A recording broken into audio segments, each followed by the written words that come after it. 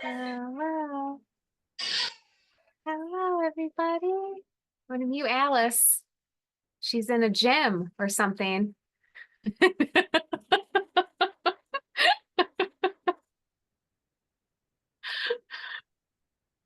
Hello. Oh, I'm gonna hit ask to unmute. Oh no, she turned her camera off. I don't know where she was. That was so funny. I'm at my friend's house, but there's a beer and coffee table. Oh my God. It Beer and sounded coffee crazy. table. Weird coffee table. It could have been a gym. Could I'm have gonna go been a with it. gym. Hello everyone. Welcome. Let's see. We had not a whole lot of time to make a little progress, but it looked like in the workroom, a lot of people were doing a lot of knitting. And one of those people was Burns. Burns, you got a fire lit under your booty. I was trying to get all of it done before I left for vacation or before I leave for vacation on Thursday because I was Yeah, like, I'm knee deep in too many projects. So, you needed to knock some out and you did yeah, it. Yeah. Can we see Burns? here it is. So yeah, it looks weird, like you said, with the V-neck. But what was nice was like, oh, okay, well, as long as I decreased enough that I needed to, I'm like, it'll work out. We'll just cut it open. So I love it. I love your faith, Burns. You did such a good job. That looks beautiful. thanks. Yes, and Burns was clearly hashtag influenced by our V-neck talk. So you love to see it. Jody, you got there too, right? I did. Yeah. I had a kid going back to Nice. college and she drove the whole way. So I got like 7 hours of knitting done.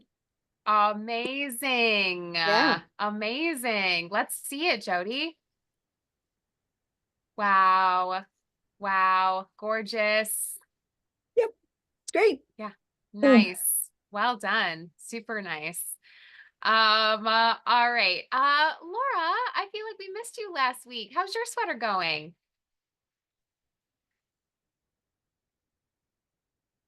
Had to unmute.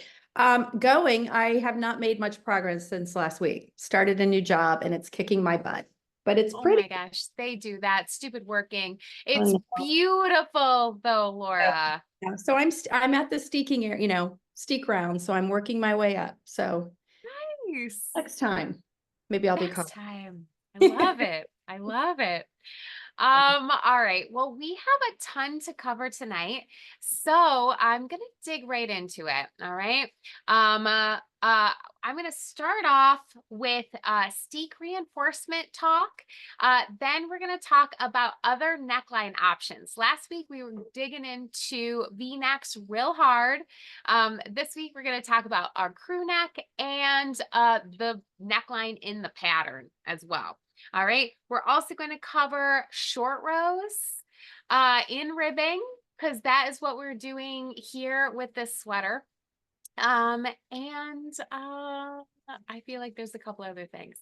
So it's going to be a busy night. All right. But for those of us who are steeking, like Burns was saying, shit looks weird.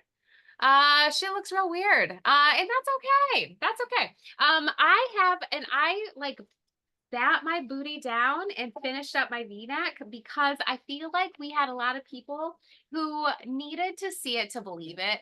So I got done with my V-neck as fast as I could and I steeked it open. I shared a picture of this early last week so you can see exactly what happens when you slice this sucker open. All right.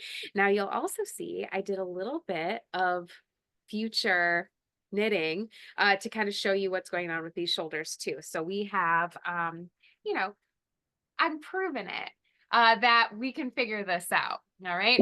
Now with this steek reinforcement, I did a sewn reinforcement, which I am going to demonstrate.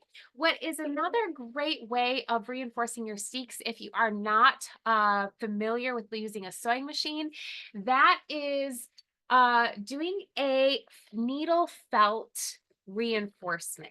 Okay. Now, what I did is I ordered a couple of different tools. One of them was this huge, crazy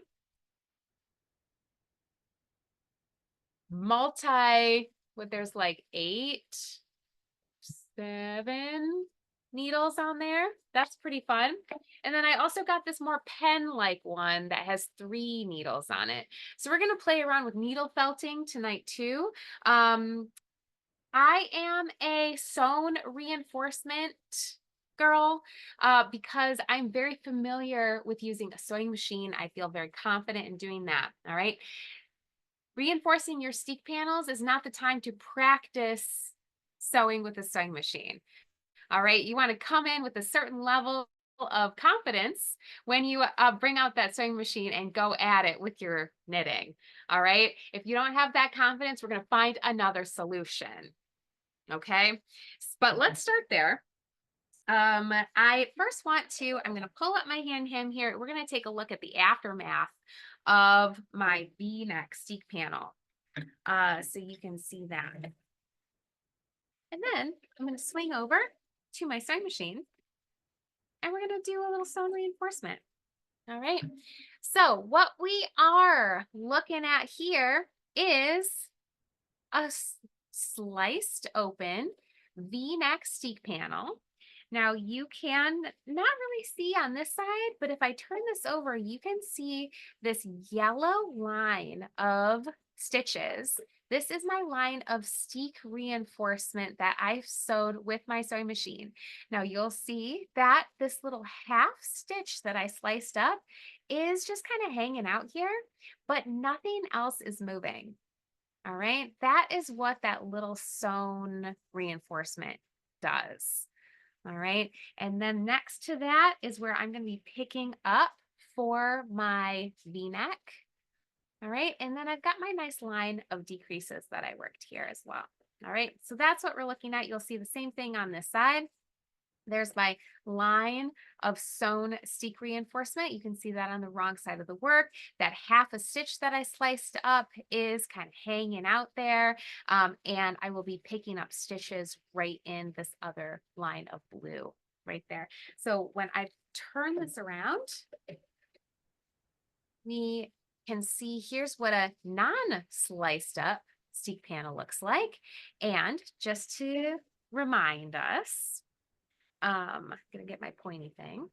All right, we made a 5-stitch steek panel, and that makes it easy to know that this center stitch right here, this is going to get our cut line. We've got these lines of yellow stitching that is going to help us make sure that this is what's getting sewn reinforced. And then these lines, this is going to be the stitch 1 and stitch 5 of that steek panel. That's where I'm going to be picking up stitches for my sleeve. All right. So if you are going to use a sewing machine to sew reinforce your, oh, look at, I just happen to have a sewing machine right here. That's handy. That is handy. All right. You can sew normally with a normal needle, normal thread. I've got yellow thread in here because obviously I do. The one thing that you want to look at is your stitch length. Now this is a computerized machine. So what I can do here is I can beep over and I can lower my stitch length from its default setting to a 1.5. All right. That is taking my length of stitch from whatever is the default down so that those are pokier, smaller stitches. And you can imagine what that does, right? It just makes tinier stitches, which makes us super quadruple sure that we are getting every single fiber of the yarn as we're sewing, right? Oh, well, I brought my sewing machine over, but I didn't bring my passer foot over. All right, there we go. All right, so once you've got everything lined up, and now this is very important, you want to make sure you're not sewing through both layers of your sweater. All right, one layer of the sweater, you are going to So down the center of that reinforcement line. Now in this case, I'm going down stitch 2, right down the center. Remember, if you wiggle a little bit, that's okay. When I get to the bottom, that's probably fine, but hey, I like wearing a belt with suspenders. Let's just make sure. All right, so we're gonna go back up the same way we came. That's why when I showed you the back of my other steep reinforcement, you could see 2 lines. It's because I like going down and then I like bringing back up. And I'm gonna do the same thing on my other reinforced side here, my reinforced stitch.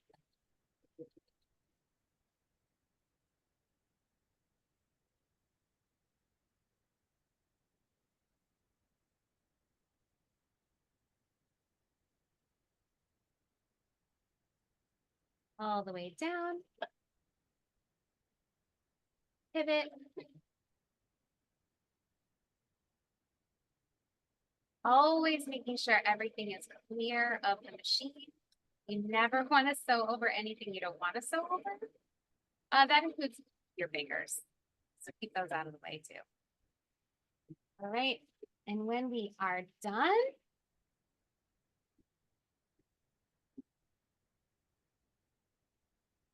we can. Doesn't look like much from this side, but because the way that the stitches are, we can really see that on the wrong side of the work. All right, so you can see one line going up and one line going back down. Okay, now once you sew here, nothing left to do but snip open your steek. All right, so tiny, tiny, tiny snips are how we are going to get this done. All right, straight up the center of the stitches. Yeah, I didn't think that. Oh, right up the center of that steek. Really carefully. I saw a woman take some dress shears to her steek before. I almost cried. It was so crazy. You just want to take the tiniest little snips possible, making sure that you're staying on track with that center stitch, and you won't be freaked out if that little half a stitch starts fraying away. That's what it's there for.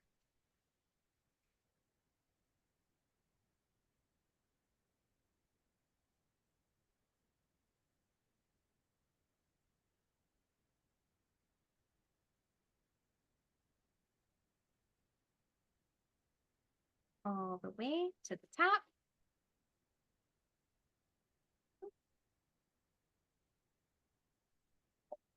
And she's open. There's an armhole.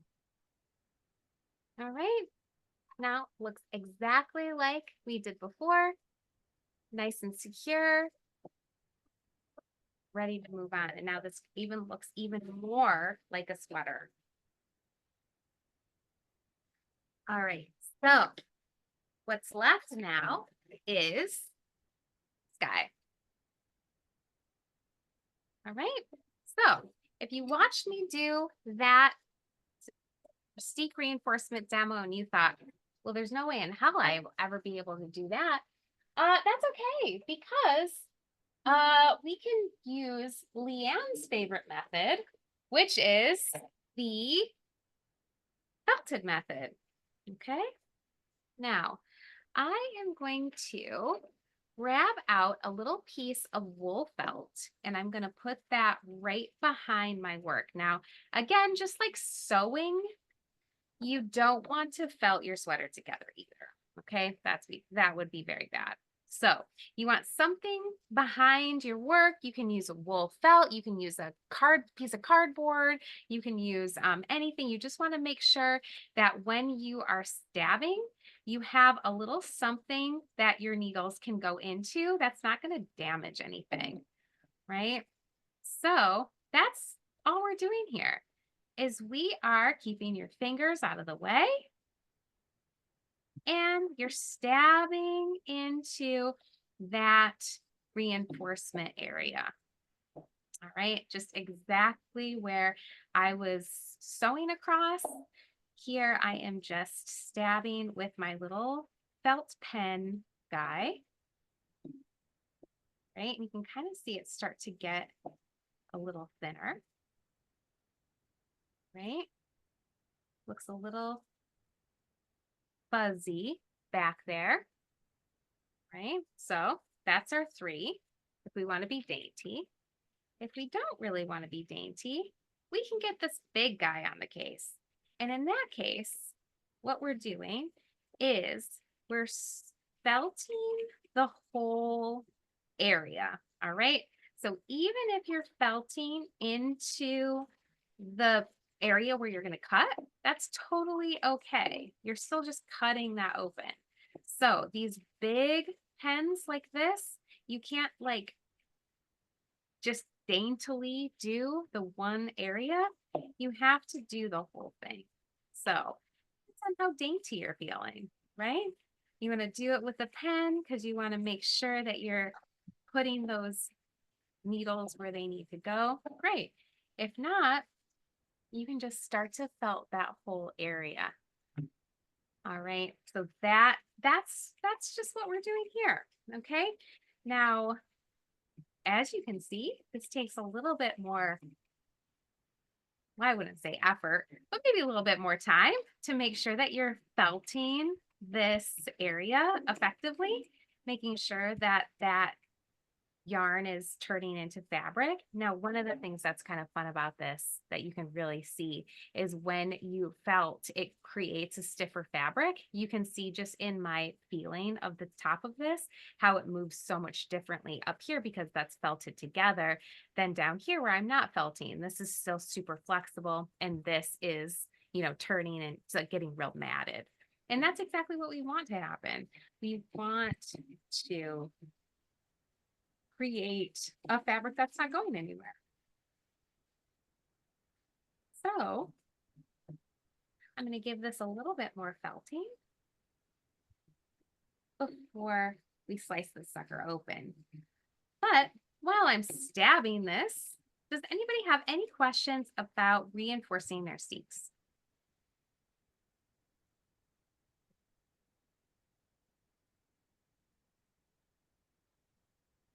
I have a question. Yeah. Are you going to show us a way to do this if you don't have a sewing machine or know how to use one? Well, that's what I'm doing right now. Oh, so that you can do it. I misunderstood. So you can do that instead of doing the sewing. Exactly. Yep, exactly. Okay.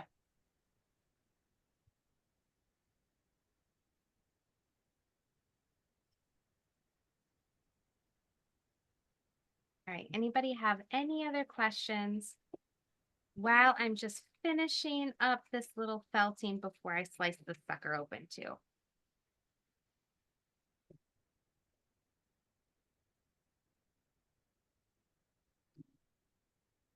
All right, so my fabric feels nice and firm.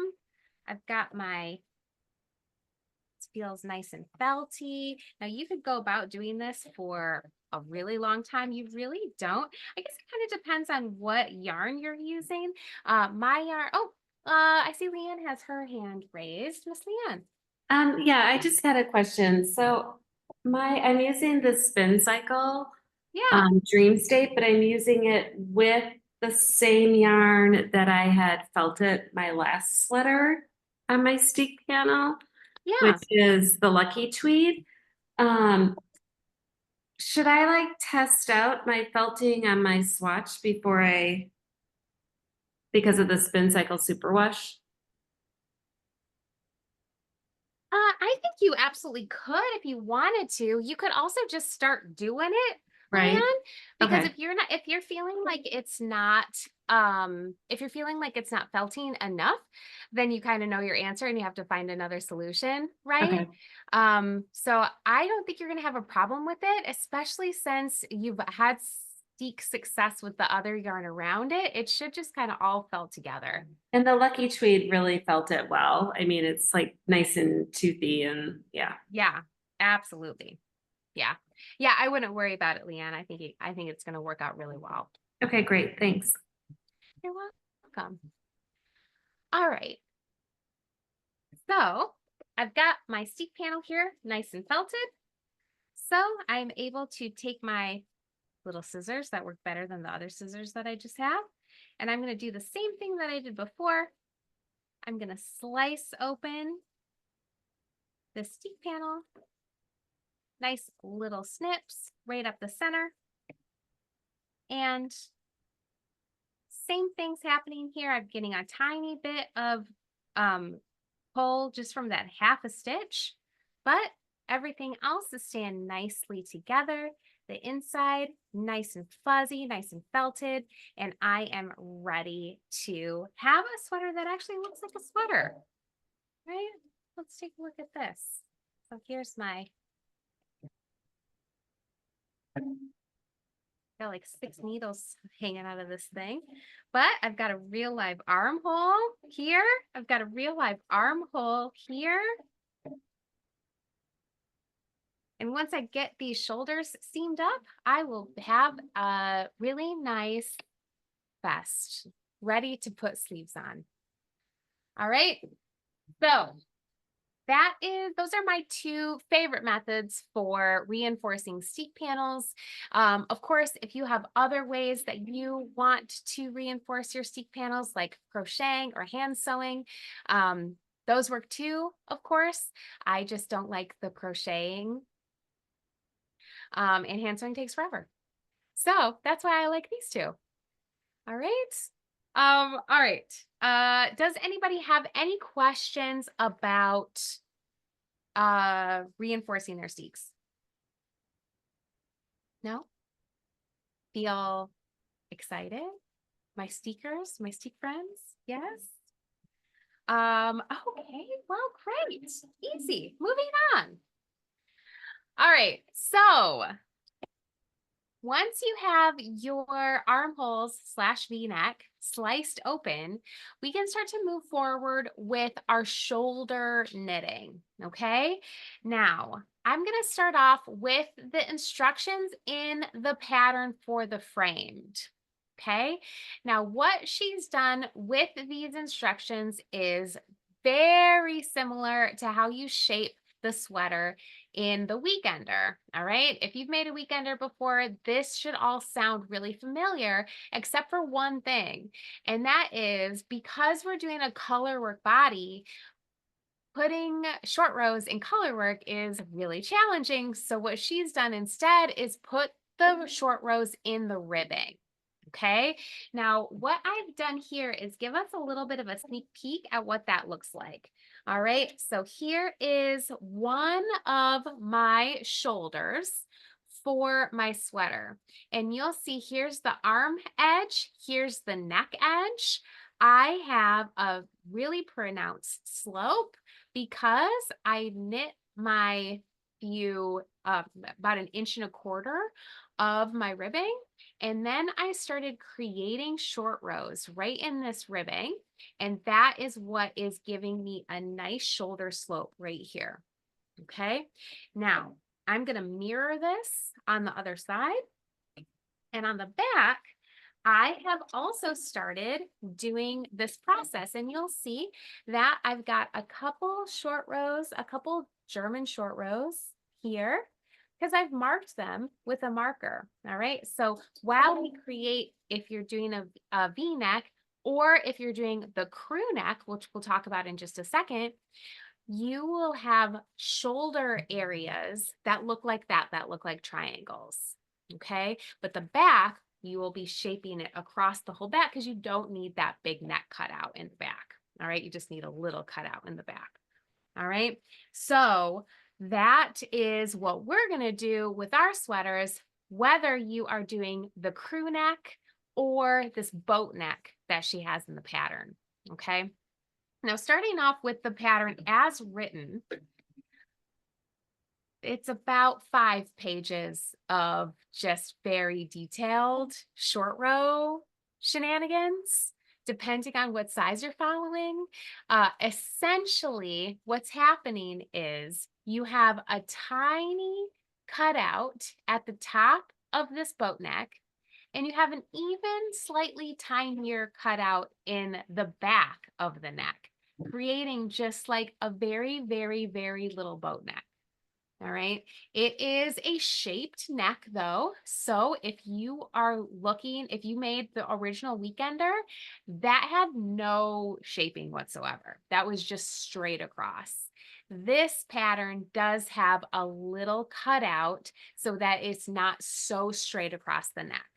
Okay, that is created by doing those short rows all the way across the shoulders until you get to a certain point where you then bind off across the center front, do some wee little triangles, not as dramatic as what I was just showing you on my V-neck, but just a couple little extra short rows to just create a small slope. Okay, same thing in the back. All right, so we've got all the way across the back portion of our sweater. We're doing ribbing, short rows until we get to a certain point where we bind off stitches at the bottom of the back of the neck, make tinier little back and forths, and then we're ready. And that's the little cutout. Okay. Now, what if you're looking at that neckline and you're thinking to yourself, no, I want a full crew. I want a full crew neck, which I know a lot of you are really interested in subbing out the crew neck.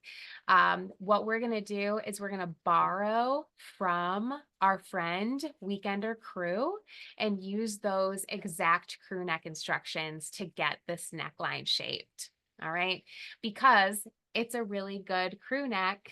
It's basically the same sweater. We already gave Andrea Mowry our money. We might as well, borrow and beg, borrow, and steal a little crew neck instruction that way. All right.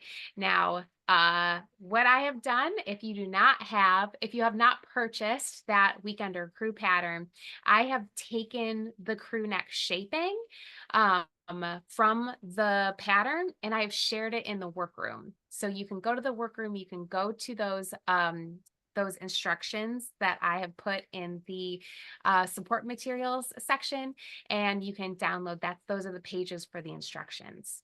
Okay. Third option here is you have put a V-neck steep panel in your shirt. All right. So when you cut that open, you're going to have a small amount of stitches on the front. You're going to have a small amount of stitches on the other side, and you're going to have a full back. Okay. What we need to do in all 3 of these scenarios is figure out how many stitches we need to seam together at the shoulder and make sure every section, when we're done with our neck shaping, has the same number of stitches, right? That is the part that we have to keep an eye on above everything else. All right, because that's how we're going to get the shoulders together. When we have the same number of stitches on the right front and the back front, we're going to seam those shoulders together. Oh, it's going to work out perfectly. Okay. Because we're borrowing from a lot of different places, we might need to be flexible when we are kind of playing around with where our decreases are, where our short rows are, and where all of this is coming together. So we're going to take diligent notes so we can make sure that we do the same thing in every section so that we end up with the same number of stitches for the shoulder. Okay. Now, I'm going to talk you through my process here, and then we'll talk about translating that no matter where you're looking in the pattern. Okay. So because I was doing the V-neck shaping, I had calculated how many stitches I needed to decrease out to have my back neck width. All right, which means that I already calculated by removing those stitches, how many stitches were left in my front and my back. That was going to be my shoulder stitch count. All right, so all I needed to do is see how many stitches I had left in my front, and pick a size in the pattern that was similar to that stitch count and follow the short rows from there. And I'm going to do the same thing in the back. All right. I know that when I get done with my short row shaping as written in the pattern, I know how many stitches I want for both of my shoulders because I have one. So that means I'll know exactly how many stitches I have to bind off in the center of the back of my neckline. So mark those off, decrease the, bind those off in the back neck, boom, I'm there. All right. So if you are following the crew neck pattern, all right, if we're subbing out that crew neck, the weekender crew neck instructions, you're going to see how many stitches you have on the front. And you are going to look at that pattern and see what stitch count matches the closest to yours. All right. One nice thing that is really doable about these short rows is we've all done short rows. They're all kind of told us to do them a different way. They always kind of work out, right? If you have 5 stitches between your short rows, if you have 4 stitches between your short rows, if you have 2 stitches between your short rows, like it's not a big deal. We're all creating the same shape. So getting in the ballpark is going to be where we're looking for. Okay. So step 1 is figuring out how many stitches you have on the front and the back. If you have to recount, this is a perfect time to recount. Then you are going to find whatever pattern that you're following and see if there is a stitch count in the pattern that aligns with the number of stitches that you have on the front or the back. And that's the first step. That's what we can kind of start off with. Okay. From there, it is all about marking off your short rows, just like I showed you on my back. I'm putting a marker every time I do my short rows, and I'm making my notes, and I'm making sure my stitch counts are even, and I'm working through what Andrea Maury's insane instructions are. And if it stops working, I'm going to look and see, oh, well, I'm out of stitches. All right, well, I guess I'm done with that. Perfect. Moving on. Make a note of it. Okay, I was on the 12th row of this side. I'm going to make the same thing happen on this side. All right. All we need is little triangles, little shaping here. However we get that done, it's going to be great. All right. Now, hopefully with this little speech, you can start to at least point yourself in the right direction. Circle the things that align with you. Okay, I need this. Okay, I don't need this. All right, I need this. Okay, I don't need this. So we're whittling down the information that we're looking at. From here, it could just be a matter of, well, what is making a short row in ribbing even look like? And maybe that'll help focus us a little bit too. So while you're kind of gathering your pages and making your plan, I'm going to do a short row demonstration as directed in the framed sweater. Okay. We are going to do this all in ribbing, whether you're following the crew, whether you're following the V-neck, whether you're following the framed. Framed has you set up for success here. But let's take a look at what short rows, what German short rows in ribbing will look like and how we're going to get that done. All right. And then we'll start looking at more specifics in the pattern.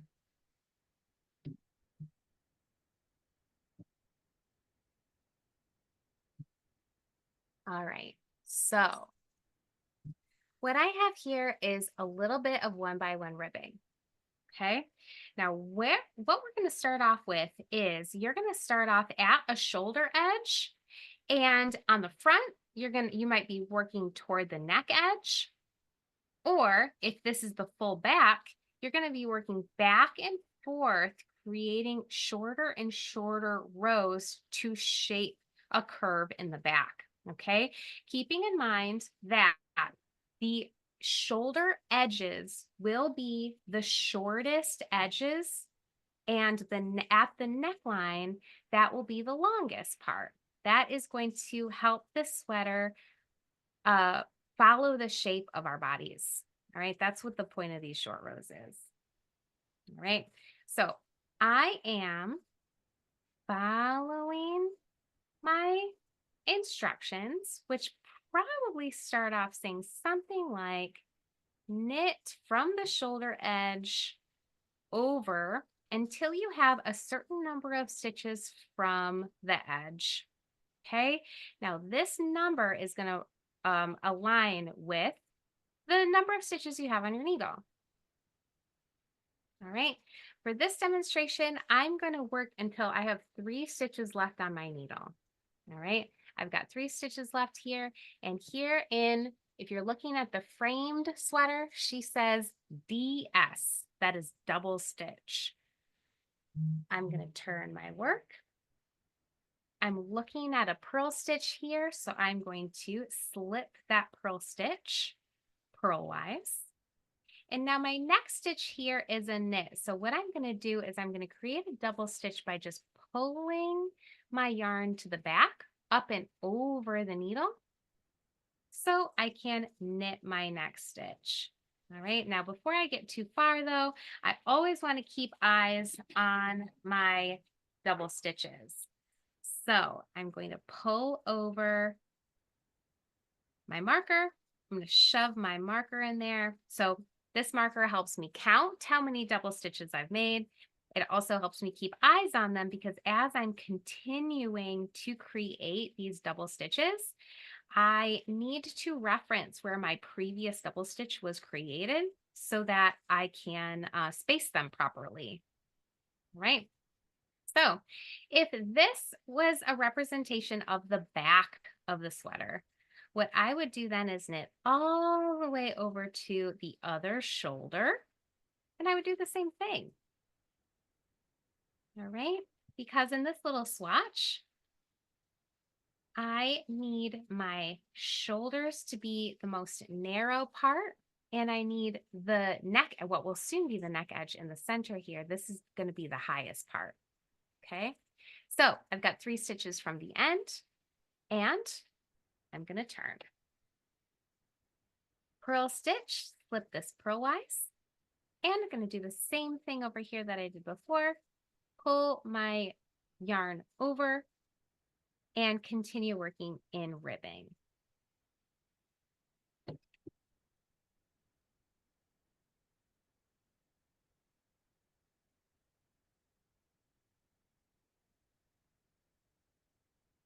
And I'm going to slide my marker right in that double stitch.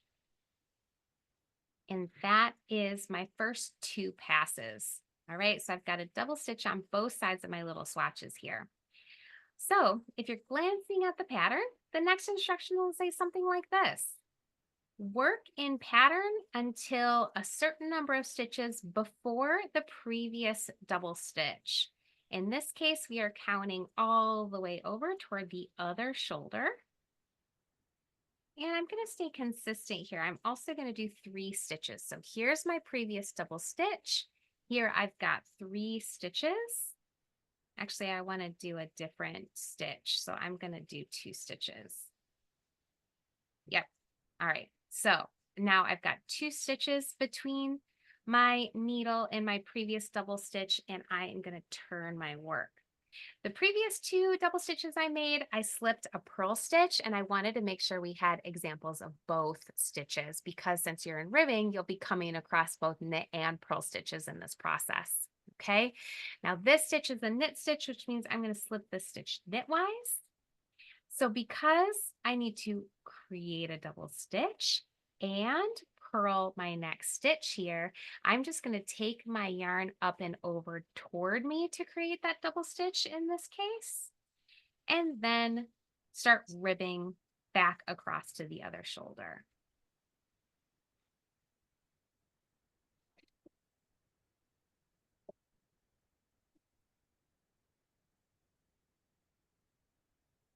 And mark here where my double stitch is.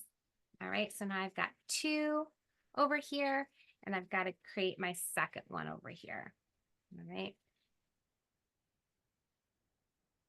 now you'll see something in the pattern that says work in pattern, repeating these 2 rows a certain number of times. So you are going to just continue creating these double stitches. There's my knit stitch. I'm going to slip that knitwise, pull my yarn forward, and purl the next stitch.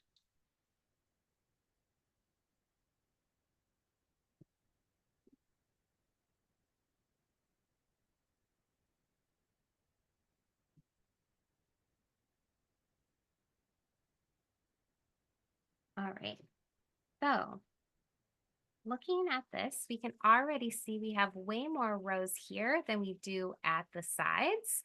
That's what's creating this half moon shape that we're making here.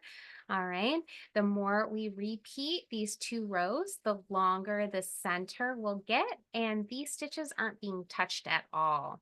And we'll be continuing to do this until we get really close to the center, probably, where we'll then bind off our back neck stitches and then make our little shoulders. Okay.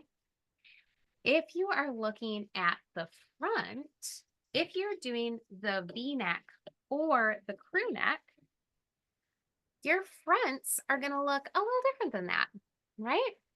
Here you can see that here's my arm edge, here's my V-neck edge right here. This V-neck edge is much longer than my arm edge, and that is because I continued to work here and turn, work to a few stitches closer to the neck edge and turn, work a few stitches closer to the neck edge and turn. And then that's how I created this wedge. All right, this wedge is going to look very similar on both the V-neck and that crew neck. If we look at the crew neck instructions from the Weekender crew, your shoulder is going to look very similar to this too, because the first thing you're going to do is bind off stitches at the bottom of your crew neck and then create these nice big triangles at the shoulder. Okay, now I will say, if you have moved your way over to that crew neck instruction for the Weekender crew, just know that she has you shaping that not in ribbing. You turn to ribbing later. The whole crew neck area is going to be in ribbing. So I just want to make that super clear. All right, so stitch counts. All right, there are a lot of different ways that you can, Vicki? Yeah, I have a quick question about the Weekender crew directions, because I want to do the crew neck. Yeah. And maybe this will become clearer as I just sit with it, but I'm kind of confused about where I would pick up in this, like, to start in the Yeah. pattern. Let's take a look at it. Let's take a look at it. All right. I've got it up here, so I'm going to share my screen so we can take a quick peek. What I included in these Weekender crew, what I've included here is you start on page 5 because we're looking at these stitch counts. All right. So if you are counting the number of stitches that you have on your front, Vicki, you would pick the number that's closest to the number that you have on the front. And that's the only reason why page 5 exists, just so we can check our stitch counts. From here, let's say you have 140 stitches on your front. You'd probably be better off following the 4 sides here because that's closest. And then moving forward with these instructions, you would start following at front neck bind off on the 4 size. All right. And that's what we're looking at when we're looking at the framed too. Now, I know there are a few people who are following the framed sweater as written, and that's great. I love that. That way you know exactly where you are and you can follow those instructions exactly.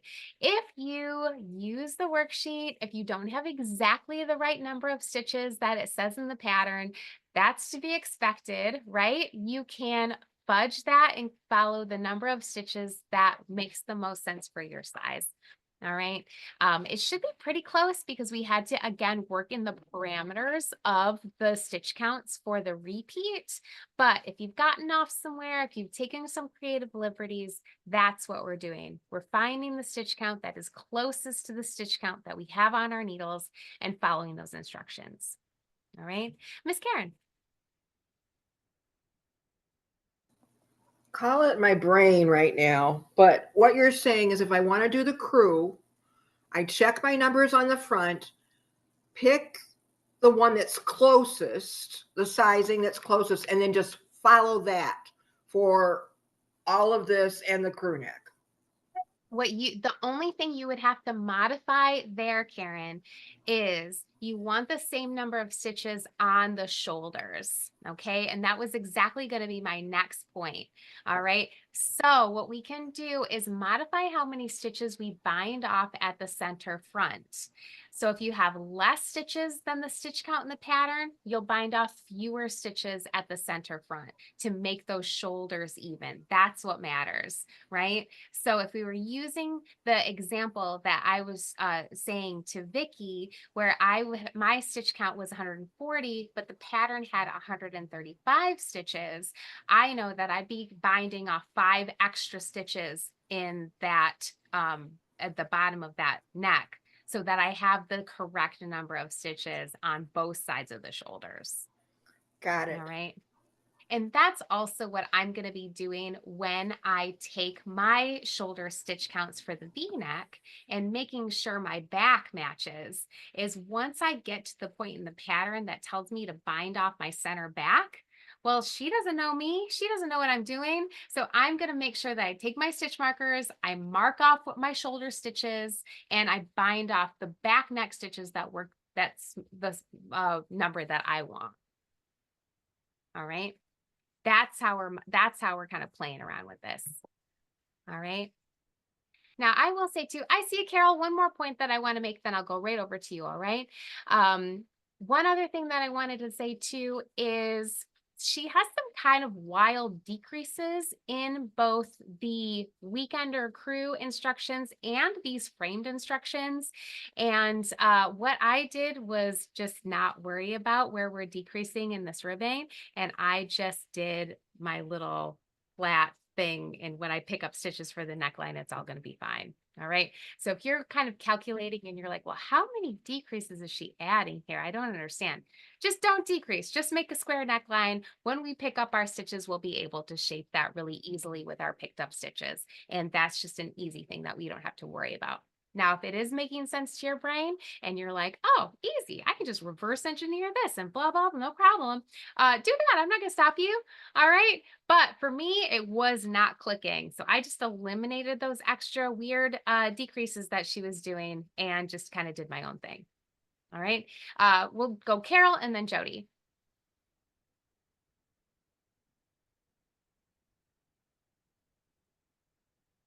Oops. Can you hear me? Yes. Okay, so I've got a lot of questions. I haven't done the weekender, so I'm really kind of lost. I am doing the V-neck. So if I had Then you 300 don't have to do the weekender at all. The weekender doesn't have anything to do with you then, Carol. Okay. Oh, so okay, so what do I do? Or we're not there yet. For the For shaping? Yeah. Everything that I just said about following the pattern and doing your Oh, do it from the short rows? pattern. Oh, okay. Okay. Yeah. Okay. All right. Yeah. Thank you. You're I'm just welcome. totally lost. So hopefully, why do we do a double stitch then? I'm not getting the double stitch thing. That's just what some people call like a German short row. Okay. You create a double stitch that's like in substitute of a wrap and turn. You might have seen something like that. Yeah, that's what I'm familiar with, the wrap and turn. Okay. Yeah. So Okay. this is All right. another way of doing that. Okay, got it. Thank you. You're welcome. Jody. Okay, so I'm a little confused on the numbers because I took stitches off for my underarms. Yeah. So my numbers don't, my numbers aren't matching at all. So should I just follow the size? Because I'm doing the V-neck. Just follow the size that you were following. Yeah. What I would do, Jody, is I would start with one of your shoulders. Okay. And what I did was I just let's take a look at it, Jody, because I feel like that might help shed some light across. All Okay. right. So I'm gonna pull up the framed here, and we're gonna take a look at what she's talking about here. Okay, so when we're looking at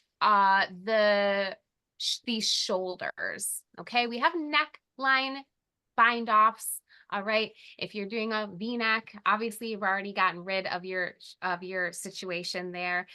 But we're down to the right front shoulder. Okay, and what she has here is she has a series of turns and knit to this many stitches before the previous double stitch. And if you're already, Jody, off this list, then you can stick with 4 stitches. That's what I did because I also had a little amount of stitches. So I just created the same number of short rows that she has here, which if you look ahead, we've got 11 short rows before we start resolving the short rows. And so that's just how many short rows I created in my shoulder to get that slope, putting like 4 stitches between them. Okay. Because I've only got like 26 stitches on one, like on a front, a single front. I have like 26 stitches. So I just wasn't sure. So Should I think too, because you've made your shoulder so much shorter, you probably don't need very many short rows because we're just looking for this. The way that it's designed is more like to have it across here. So Yeah. probably what I do is probably do like 6 or 8 short rows with 4 rows between them and put markers in it and try to make the same thing happen on the other side and then try to make the same thing happen on the back. Okay, sounds good. Right? Just kind of go on vibes. Yeah, because the other thing too is that I didn't get to do as many decreases in the V-neck because for some reason my row gauge got effed up. I don't know. So I measured it and I was like, so it's fine. I'm just So gonna maybe also do a couple, you can decrease into the ribbing too if you want to and like create kind of a shoulder this way. we'll figure Much. it's gonna be fine. It's a sweater. It's Okay. like, like I'm not worried Go about on it. vibes. All right, Yeah. Jody's going on vibes. Jody's fully going on vibes. We love it, Jody. Get it. Okay, thank you. You're welcome. Good luck. Keep us posted, okay? All right, Burns. So Allison, so I was just trying to do the calculation. So I know that we kind of want to look at on page 6, because I'm doing the V-neck, to see how much stitches I have. So I counted at least for like one shoulder size. It's like 41, I believe. So would I go for 39 or 44 for that one? Would I go on I was gonna think about Yes, so you're looking over here, yeah, right? just at This least many determine my stitches. number. Yeah. Remaining per Perfect. shoulder. So, oh, I guess I would go on the lower end. Would I do? And then just start the short rows and just go for it. And then I was like, well, I'm following what it is. So if I'm like 1 or 2 extra stitches, it shouldn't matter, right? Exactly, exactly. And I really like how everybody's just talking themselves down also while we're discussing this. How everybody keeps going, oh, so it doesn't really matter? Exactly. You're gonna get a triangle shape regardless, as long as you are making sure that you're turning at the neck, you're turning to create a longer neck edge. If you've got 3 extra stitches on the shoulder edge, or if you have 3 stitches between every short row, if you're going to create the same shape, you just want to mirror those shapes in every section. Okay. So that's where putting those markers in, making sure you're keeping eyes on it, making sure things are even and moving forward. That's what matters. Yeah. Perfect. So then when I start picking up for the neck, I would start on the next one where it says short row 2 wrong side. Once I pick my side, work till the end, and then do the same thing for the left. And then as Yeah, long as I'm just mirrored. consistent. Okay, perfect. Yeah, exactly. And I really like what Vicky said in the chat too. She said she's definitely going to put in a lifeline at the top of her color work. Yeah. So if you really fuck it up, you know, you can just say, well, that didn't work. And try again. Yeah. All right. So I like where your head's at with that, Vicky. Yeah. All right. But like what Jody was saying, it's a sweater. And we've knit a lot of it already. And these little tabs are not going to defeat us. All right. We've got flexibility here as long as we're kind of moving in the right direction. Okay. Have a pencil next to you.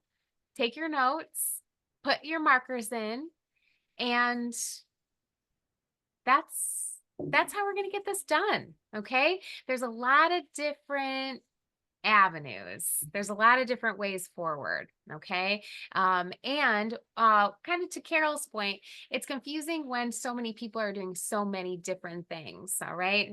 Framed your way. There's a lot of ways that you can make it your way. So when you're listening to me yabber on about something that doesn't have anything to do with you, that's your time to shine, right? That's your time to find the thing that does have to do with you, cross out things that don't have to do with you, and just pick the parts that you're going to be focused on to get your sweater to look the way that you want it to look. Okay. All right, let's go back to Jody. Okay, sorry, I have another question about the back, which I understand it's happening on both sides. That part I get. But I'm just, I guess I'm a little, I think in the pattern we'd be on page 10. Could we look at page 10 for a second? Let's look at page 10. Yeah, let's do it. All right, we're scrolling to page 10. Yep, back yoke pattern. All right, so we've got through all this for the pattern and we're to the shoulder ribbing. Okay.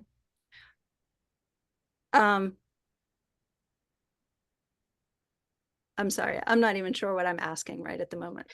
Let's talk it through. Yeah, let's talk it through. So can I just be honest for a second? My cat is in the background killing a mouse while this is all happening. Oh, Jesus. So I'm sorry. I'm a little distracted. So yes, would you mind talking through this a second? Not at all. Not at all. What you want and what we calculated out to make sure that our armhole is big enough for the sleeve is a total of 1.5 inches of ribbing on both sides of the sleeve. All right. So that's where I started off with. All right. I was like, all right, I don't know what these repeats are. I know I want about 1.25 inches of ribbing before I'm going to start my short rows. So 1.25 inches is going to allow me to not touch those shoulder edges anymore until I come back to them and then add a couple more rows. And that's going to get me my sizing. That's perfect. So 1.25 inches of ribbing, short rows only build here at the shoulder. So that means my armhole is going to stay perfectly the shape that I want to.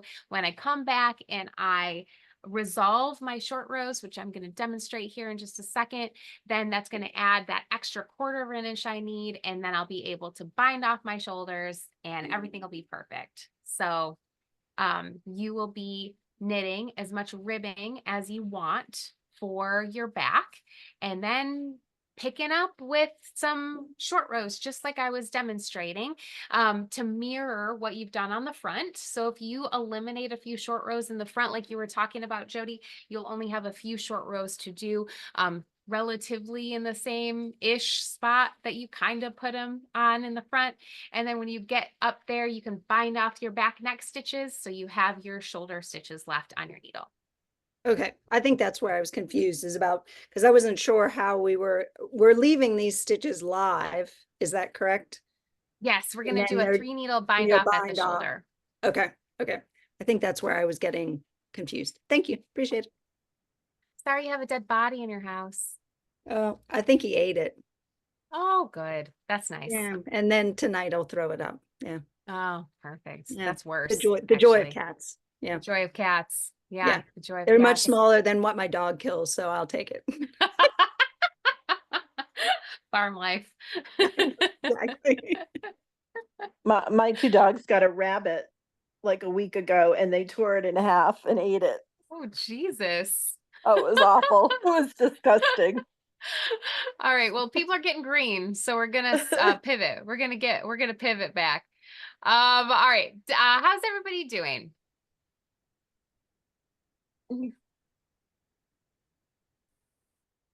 I'm confused but optimistic. I feel like once I Hey! find it, it'll make sense to me. I think that's a really good perspective too, Vicky, because I feel like this about all of the weekender adjacent patterns too. Once she starts talking about these shoulders and these short rows, things get really weird really fast because you're following the pattern and you're like, okay, there's a picture. I'm following this chart. We're on page 2, and then there's 7 pages of shoulder shaping. Like, come on, we can't figure out a better way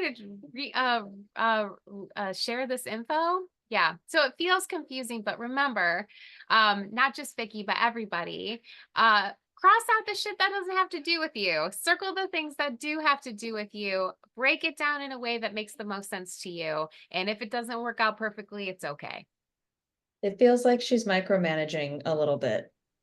That's the feeling I get. It does feel micromanaging. And when the micromanaging comes out of left field, you're like, what are we doing here? Come on, let me be me. Yeah. All right. If people are just kind of processing, we can do some short row resolving. I can do that demo. And then maybe we'll open it up to questions again. Might be good. All right. So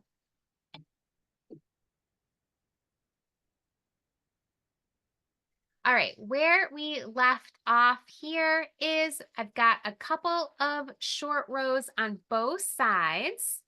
And when you're done building up the short rows, you'll be toward the middle of your back or the neck edge of your front. And it'll say something in any pattern that you're following that you need to resolve your double stitches. All right, so we are going to work in pattern toward the double stitches that we have and talk about resolving both a knit and a purl double stitch. Okay, first things first, we'll come up to what looks like the trickiest one. All right, this is in pattern a purl stitch. All right, and I know that because I have a knit stitch here, I have a purl stitch here. We're always working in pattern. Now, what's tricky about this double stitch is that the forward leg is coming from the back of the needle. See that? That means it's twisted. Okay. Now, this is a normal thing that happens when you are going back and forth from knitted to purled stitches in your while you're creating double stitches. And if you come across either a purl or a knit stitch that is twisted like this, all you have to do is wiggle your needle into the back of that double stitch. Now you'll see here, I've wiggled my needle right through the back of the loop. I've got both legs of that double stitch that I've taken with my needle so that when I purl this double stitch together, it resolves it and untwists it at the same time. And I can leave my marker in there just in case I need to count it or keep an eye on it before. All right, so we can see there's no holes, there's no weirdness, it's just results looking good. All right, now I do my next couple of stitches, and here's my next double stitch. I can see it because I've got my marker in there, and I've just done a purl stitch, so I know that this is a knit stitch. When I look at it, I can see that forward leg coming off the front of that stitch. So this is not twisted. I can just knit it together like normal.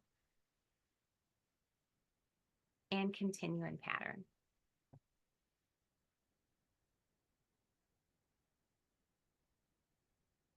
All right, so when I slide this over, I can see a nice curve to my work here. This is the shape that we're looking for when we're creating those short rows. Okay, so I'm going to turn this over. My markers are still hanging out there, kind of showing where those double stitches were before. For me, leave the markers in there because they're going to really help you when you go to the back, or if you start in the back, go to the front, so you can see where you put them before, and you can, mirror that, because that's what we're working on here. All right. So I can see how many double stitches I created, how many times I've turned, so I can make sure I'm doing that evenly on all sides. So I'm working my way back over to the other side of my shoulder here, and I'm going to resolve these double stitches as well. All right, I've gotten to my first double stitch. It is a purl stitch, and that forward leg is coming off the back of my stitch. So I know this is twisted. So I'm going to stick my needle into the back of that loop through both legs, and I'm going to purl that and untwist it at the same time. Here's my second double stitch. This is a knit double stitch. I can see that that forward leg is coming off the front, so I can just knit it together and keep going. And those are my resolves. All right, so you can really see now how nice and curved that fabric is. The center here where I've done my more of my rows is the taller. My little shoulder edges here are short. That's the kind of shape that we're looking for when we're doing that. All right. So that is how we're going to get this resolved. Hopefully it's nice and smooth. I know people have been yelling at Andrea Mowry to start putting German short rows in her patterns for ages. She finally did it. I don't know what Ravelry is saying. They're probably pissed too. Bless them. They're mad about everything. All right. So hopefully that gave you a little bit of time to maybe process, maybe think about what your next steps are. Everyone just looks like they're very happily knitting away. I love it. Is it because we've decided Delulu is the Salulu? Yeah. All right. Well, I love this for us. Burns, what do you think? I gotta think about it because I know we have to knit 1.5 inches of the ribbing. I guess my question is, with the ribbing, can we just start knit one, purl one, or should we do what she said on the right side, slip one with yarn and I back? don't know what the hell she's saying there. I just went with the knit one, purl one. Okay, because I was planning to just do a knit one, purl one as long as I was consistent, like with everything. I thought that was fine. And I guess It's just like what Vicky was saying. She's micromanaging our stitch picking up situation, and it's none of her business. We're going to pick up our stitches any way we want to. And then I guess for the V-neck for the back, since we've already decreased the stitches out, right, for the V-neck portion, we just have to bind off the same amount in the back so that we just have the same number of stitches for the shoulder and the front. And when you bind off, it's at the 1.5 inches bind off, or I guess, where do you bind off at that section of the back for the V-neck? So she's going to tee you up for that. So I'm going to share my screen again. So if we look at, this is the back, here's our shoulder ribbing, and she tells us to do our shoulder ribbing. This is where our 1.5 inches comes in. And then we've got shoulder shaping. This is when, just like I was demonstrating, you're going all the way across that back, doing those double stitches a certain number of times. before we then get to our our bind off is right here. Okay, sounds good. Thanks, Allison. I think I can figure it out. As long as I keep consistent and have the same numbers in my front and my back, that's why I gotta take those notes. I love it. And I love that people keep saying that both to themselves and to all of us. That's all that matters. We're just reinforcing. Yeah. I want to check in with Leanne. Hello, Miss Leanne. How are you? Your sweater looks beautiful. Thanks. Yeah, I'm still working on getting my steak panel the right length, but it's Wow. Are you loving it? I do love it. Oh, Yeah, I mean it seems like when we started it seems so complicated, but it's really like very intuitive. good. It's like Oh, I'm so glad to hear that. yeah, I just haven't had a lot of time to knit this week, so It looks like you knit a shit ton, Leanne. well, I mean, I had a bunch knit and then I like put it down and so I was up last week to like where I had to like separate for the steep pan or do the steep panels and I haven't done much Nice. since. Like I said last week, this class is early. This class, we should have another week on this, but I'm just going to be gone. So I'm cramming it in. So it's not you, Leanne, it's me.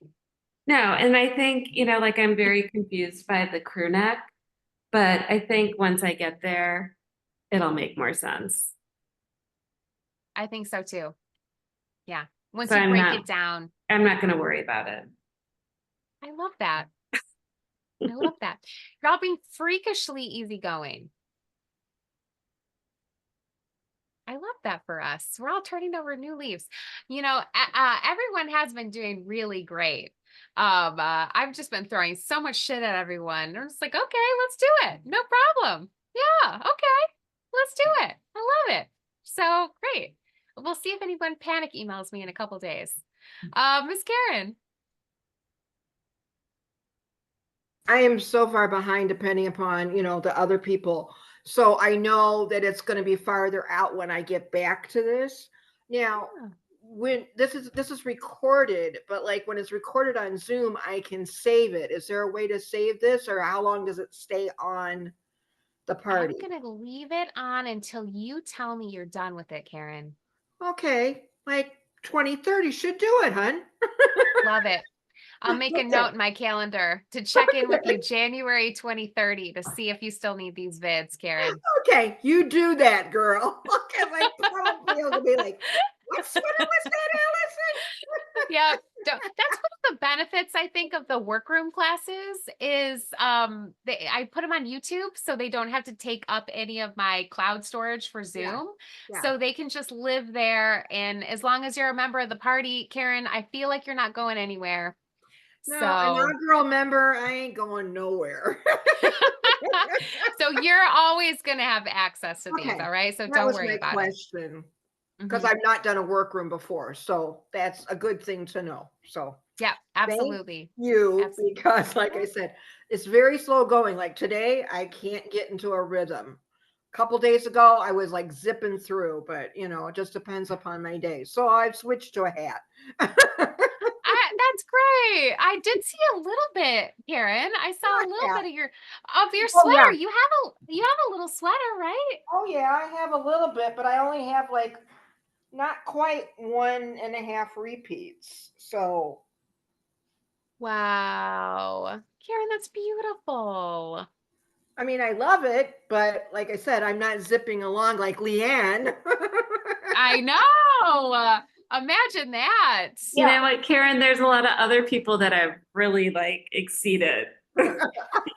No, it's just my brain because, like I said, some days I can sit there and the pattern is very intuitive, and then it'll take me like an hour to do the row, and I'll be like, okay, that's not it today. Put it aside, go on to something Well, simpler.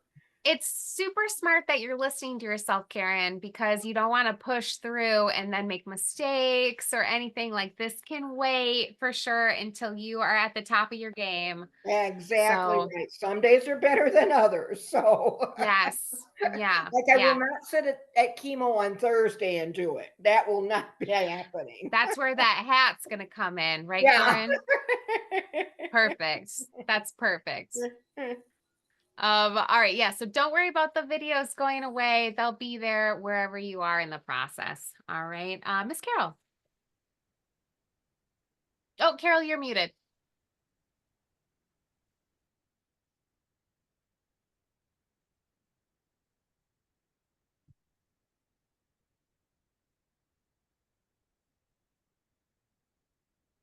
All right, Carol, I'm gonna hit the button. I never know what the button does. Okay, yeah. I don't know why it does that. Can you hold up your sweater and show me like where the color work ends on you? Because the number of rows or whatever that I figured out, I'm having like second thoughts about it. I'm thinking it might be way too long, like, or maybe not. Okay. Before you started your shoulders. Okay, I got it. All right. Yeah, maybe I do have to go farther on mine then. All right. So I think I have Yeah, to go like another section and a half, maybe. beautiful, Carol. Um, So nice. well, thank you. Yeah, I'm a little behind. I didn't have a lot of knitting time either this week, so yeah. Everyone has like basically entire sweaters. And they're saying they didn't have any time to knit. Yeah. Everyone's doing great. So much knitting. What do you want? All right. Anybody else have any questions about where they are in this process? Jody, then Burns. Oh, I just was wondering how many days I have to freak out before you go on vacation. I don't leave till Sunday. Okay, good. All right. I got a lot of time then. So much time to freak out. So much time. Yeah. Burns. Just want to double check. Once we start the ribbing, we want to switch to the ribbing needle, correct? Really good point. Yeah, really good point. And Katie Hochstead put in the workroom something that I too wanted to explicitly state before you started ribbing too. It's super important that you take an even knit round or knit row if you have split of your ribbing color before you switch to ribbing, because when you do a purl stitch of a new color into different fabric, it's going to pull that other color up into the ribbing and not look as good as it could look. All right. So if you are still in the round, that is maybe like binding off your stick panels. That would be the time where you would just do a normal knit row and then move on to your ribbing. I stayed in my background color for my ribbing.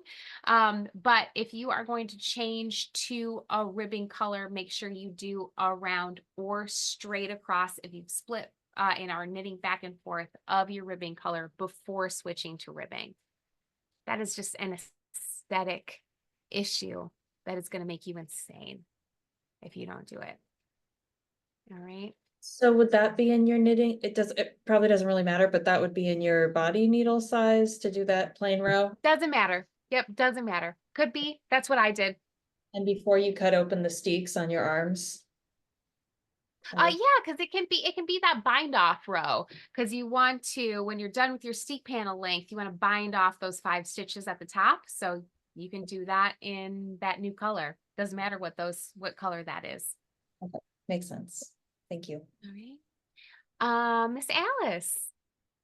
Alice in the gym. Where are you going? Oh, I'm gonna go to Wales.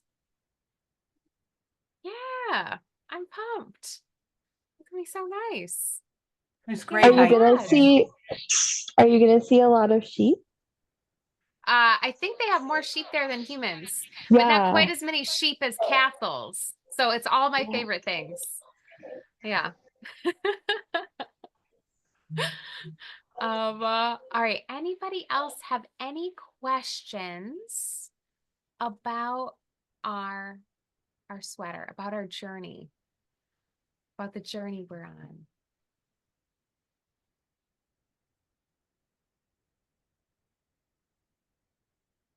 All right, Laura, you okay? Laura, you have the most worried face of anyone here.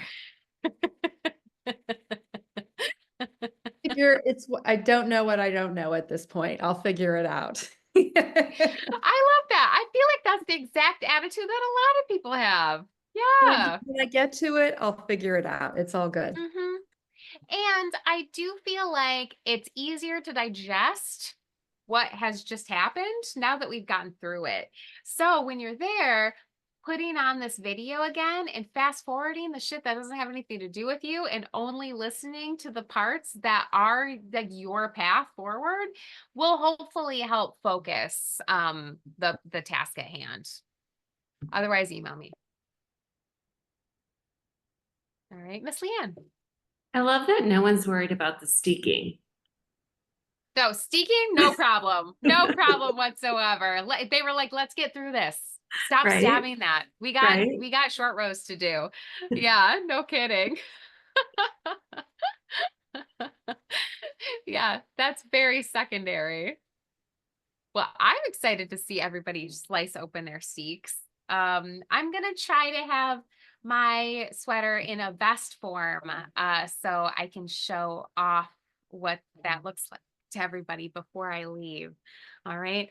And then just to check our schedule, we are going to be back on in about 2 weeks, Wednesday, September 11th. We are going to be talking about sleeves. Okay. I'm going to put a video in the workroom about 3-needle bind off in case you need a refresher for 3-needle bind off. In a perfect world, you will have your shoulders together and your sweater nicely blacked before we dig into sleeves. That way we can just see exactly how the sweater is fitting, know exactly where those armholes start so we can plan those sleeves to a T. All right. That is what we are going to be doing in a couple weeks. All right. All right. Well, I think I'm going to end this before everybody starts freaking out. Yeah. Perfect. All right, great. All right, great. All right. If anybody has any question though, please don't hesitate to email me or put it up in the workroom. We love to see your pictures too. Your sweaters are looking so good, especially if you cut open your steaks. We want to see it. It's gonna be so fun. All right. Keep moving forward at a pace that makes the most sense for you. And we will see you in a couple weeks. All right. Bye, everybody. Thank you.